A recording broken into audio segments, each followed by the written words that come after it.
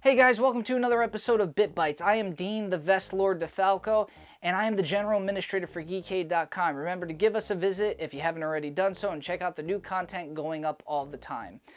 I would like to talk about a thing that I bought last week that went up as a direct competitor to the NES Classic. Since I couldn't get an NES Classic and I heard beforehand they would be hard to get, I was preparing to get something else in its stead. And when I heard about this thing from a few YouTubers that were speaking very, very highly of it, I had to check it out. That is the Retrobit Generations from Retrobit. These are the same guys that make a lot of controllers and third-party systems that play old retro games. I'm sure you've heard of the Retro Duo, Retro Trio, and the Retro Duo Portable. They all make those. And I mean, the Retro Duo Portable is a really, really cool system. So if you haven't already checked any of those out, give it a look over. They're really cool. But we're not here to talk about those today. We're here to talk about the Retrobit Generations. Now, the billing for this system is that it comes with 90 games, has an HDMI out, is just as small as the NES Classic, and does not have proprietary ports. Rather, it has USB ports. So let's get into talking about the system a little bit. The system comes in at 5 inches by 3 inches by 1.5 inches in depth. So you can fit it pretty much anywhere. It's very tiny. It kind of has the same coloring as like a Sega Master System or a Sega Genesis. So I guess it looks broody and extreme, but you know, I think it looks nice. It has a nice glossy finish to it, which is cool. And none of the ports are really obscured or anything, and they're all in good spots. So I mean, that's a plus about the system. Also, the controller length that it does come with is very long, so you have enough length to go ahead and sit back on the couch, your bed, your chair, wherever you're going to be sitting while you're playing this game. One of the downsides is that it didn't come with an HDMI cable, and another sucky part is that you can only use the controllers that it comes with. It comes with something that they call a 6-button, gaming controller. It's essentially a Sega Genesis controller with the 6-button layout and a shoulder pad on top for the mode button. Now, I asked myself if I really wanted to play with this, and the answer was I didn't. So I tried plugging in a couple other controllers, and they didn't work. Then I went on Twitter and tweeted Retrobit and asked them if any other controllers worked with the system, because I couldn't find anything in their literature that said otherwise. They said no other USB controllers work at this time with the Retrobit Generation system, and they'll let me know if anything changes. Let's get to talking about the software and interface for the system rather than just the hardware and the shell and stuff. The real meat and potatoes is what's on the inside now. So we have the interface, which is a pretty general, emulation layout. You got your games listed and everything in alphabetical order. There's a little screenshot of it, and you can go into the options screen and mess with some general stuff, the sound output, button mapping, how you actually want the screen to be laid out, whether you want it scaled or whether you want it to look more like a CRT, which is cool that you have that option. Besides that, there really isn't too much other customizability in those games. So, I guess it's cool that you have a few things there, but they list this as one of their big features, a customizable user interface. I wouldn't say it's really all that customizable, but yeah, there are some nice options and bells and whistles to that. So being able, to change the button layout to something more comfortable might be nice.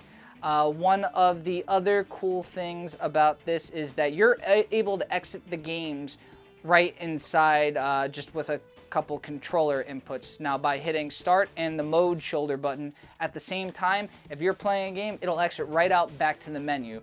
Whereas on the NES, I've heard that you can't exit a game unless you hit reset, which kind of sucks. That means you have to get up out of your seat and then go ahead and hit that reset button, which to me, we didn't need to get that into being nostalgic. I think a nice little reset button on the controller would have been cool, or just even a home button, how they do on a lot of systems now, like the PlayStation or the Xbox, where you just hit that and that brings you back to the main menu. However, let's get to talk about some of the games. Now, most of the games on the NES Classic are legitimately for its namesake, classics. Pac-Man, Mario games, you have Balloon Fight, you have Donkey Kong, you know, Kid Icarus, bunch of games on there that are really, really worth the money of $60. Now this game says they have 90 games on there, which is great, but are they all keepers?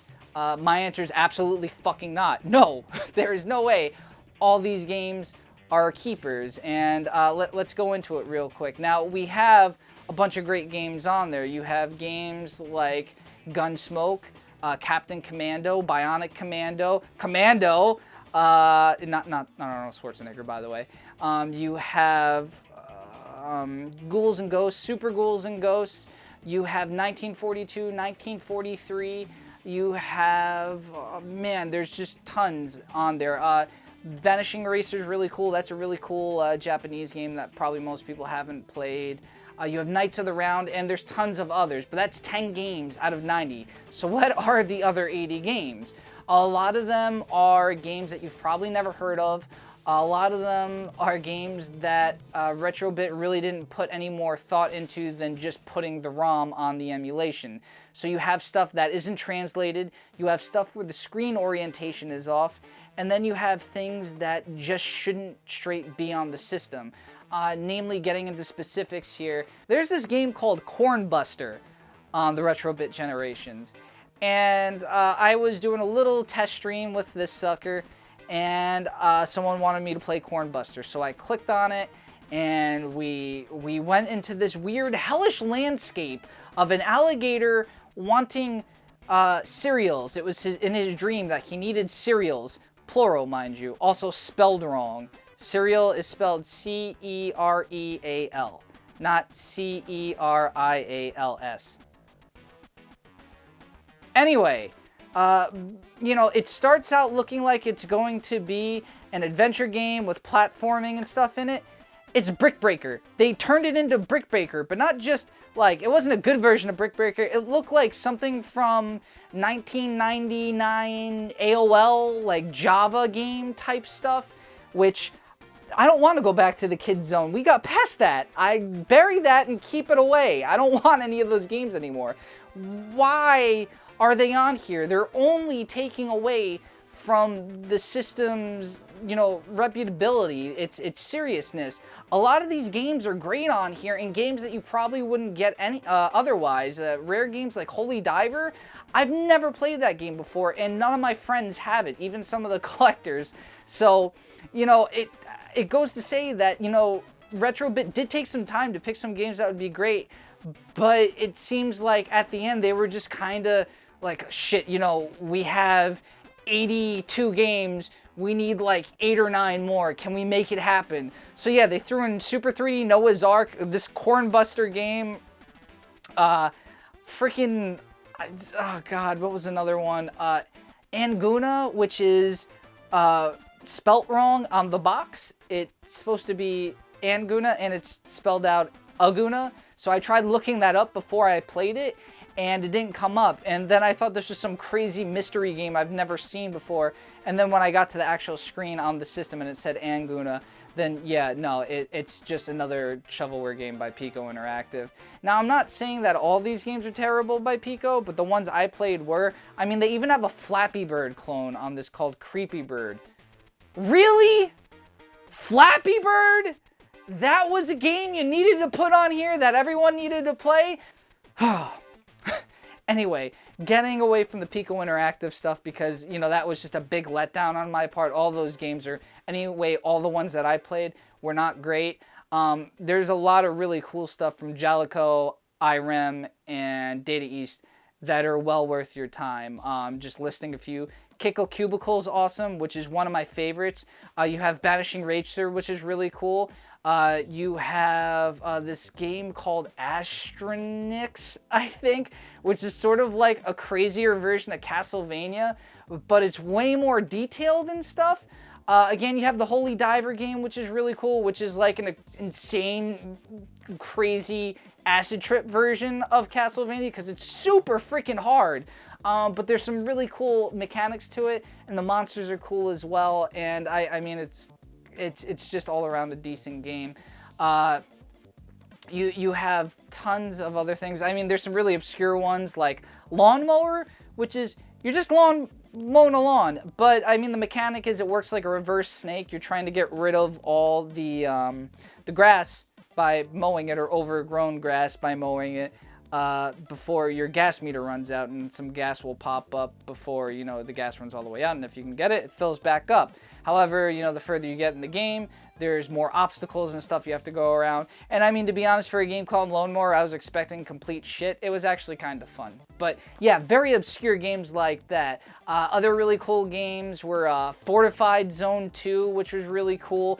It's kind of like Metal Gear or something. It was like a really neat attempt at a shooter for a Game Boy game, which like blew my mind. Really cool stuff. And then, you know, you also had the staples that were on the box, like, you know, Knights of the Round, which works pretty well. Same thing with Ghouls and Ghosts. They're both straight up arcade ports. I mean, they even have the damn boot screen on it, so you know it's legit. The problem is with this, I think that the system, Retrobit Generations, was sort of reaching its limit with how much it could process as far as these arcade games go.